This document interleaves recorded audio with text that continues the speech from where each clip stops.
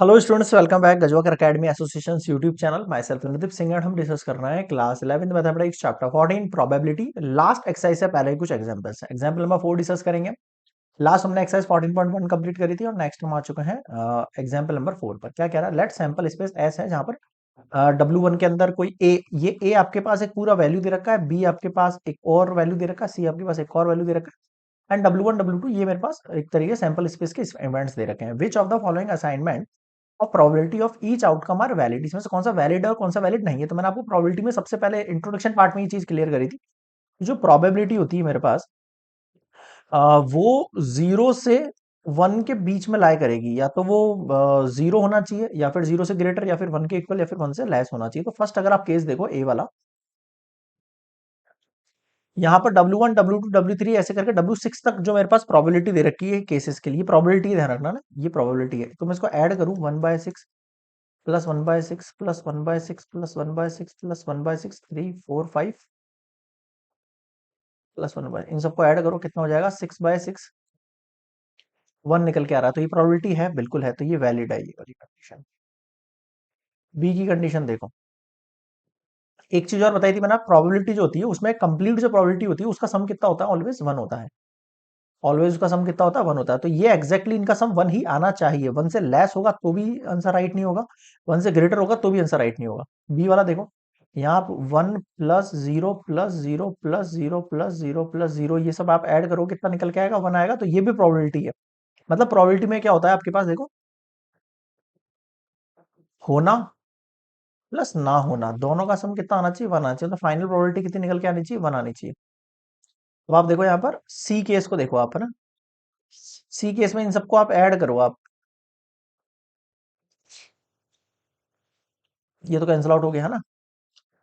अब पॉजिटिव वाली वैल्यूज बची है, तो पहले मैं इनको सॉल्व कर सकता हूँ। ठीक है, इधर देखो, ये 2/3, ये कितना हो गया? 3 3 9, ये कितना हो गया देखना। पहले ये तीनों वैल्यूज को देखो आप, है ना। इन तीनों वैल्यूज को पहले प्लस वाली सॉल्व कर लेता हूँ मैं। एलसीएम कितना आ जाएगा? 8 3 24 हो जाएगा।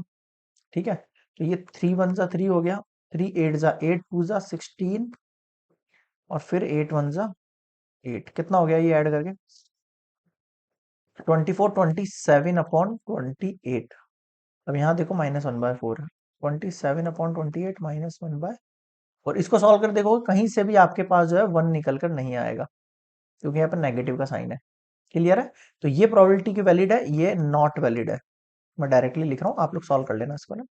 डी केस देखो, इनको आप एडिशन करो, इन सबको, इन सबका आप एडिशन करो। देखो यहाँ पे क्या है? 6 है, तो मैं काम करता हूँ ऊपर नीचे 2 2 से मल्टीप्लाई कर लेता हूँ यहाँ पर, है ना।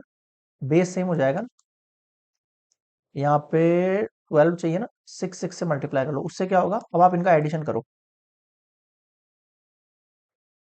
देखो इन सबका बेस तो 12 हो गया, 12 12 12 12 12 12। ऊपर वाले वाले ऐड कर लो, 1 + 1 + 2 1 जा 2, 2 3 4 हो गया। यहाँ तक कितना हो गया? 4 हो गया। 2 1 जा 2, 2 1 जा 2, कितना हो गया? 4 4 8 हो गया यहाँ तक। ये 6 3 जा कितना हो गया? 18 हो गया, ये ना। यहाँ तक कितना हुआ था मेरे पास? एक सेकंड यार, फिर से वैल्यू रह गई। ये आई थिंक यहाँ तक 4 हो गया था। 2 2 जा 4 4 8 हो गया था यहाँ तक, है ना।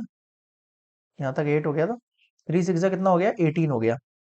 18, ओके। और यहाँ पर 4 4 8 कितना हो रहा है? ये वैल्यू 18 20 26 हो रही है। कहीं सा भी 1 आ रहा है कि नहीं आ रहा है? तो ये भी नॉट वैलिड है, ये भी नॉट वैलिड है। केवल ये और ये दो वैलिड है, लास्ट वन नोट देख लो। इन सबका ऐड करके देखो, 0.1, ये 0.3 0.6 हो गया यहाँ तक, है ना। 0.6 और ये जोड़ूंगा तो 1.0 हो गया। 1.0 में ये ऐड करूंगा तो ऑब्वियस बात है, ये 1.1 है, तो ये 2.1 निकल के आ जाएगा ई वाले का। तो ये भी नॉट वैलिड है। ठीक है, थोड़ा सा रफली करा दिया मैंने ये क्वेश्चन, आप लोग उसको फेयरली कर लेना एक एक टेबल के हिसाब से। समझ में आ गया? तो ये ई वाला केस भी not valid. Not valid reason क्यों समझ में आ गया? क्योंकि ये प्रोबेबिलिटी का सम करने के बाद 1 नहीं आ रहा, 1 आना चाहिए मेरे पास कंपलसरी है। ठीक है, एग्जाम्पल नंबर 4 कंप्लीट।